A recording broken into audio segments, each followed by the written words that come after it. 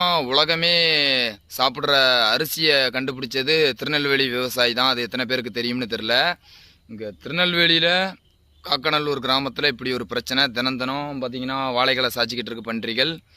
இது மூலமாக இப்போ நமக்கு ஒரு 570 வாழையில் ஒரு 400 வாழைக்கு மேலேயே காலி பண்ணிவிட்டு நம்ம மக்கள்கிட்ட, அதாவது இது வரைக்கும் நம்ம எந்த உதவியும் கேட்டதில்லை.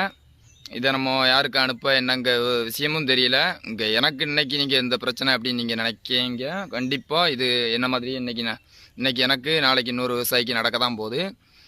ஒன்றும் வேண்டாம், எனக்கு ரொம்ப வேண்டாம். இதில் நஷ்ட ஈடாக, அதாவது 400 வாழைக்கு எவ்வளோ நஷ்டம் என்னங்குது, அதாவது ஒரு 5 மாதம் நம்ம கஷ்டப்பட்டு இதை ரெடி பண்ணியிருக்கோம்.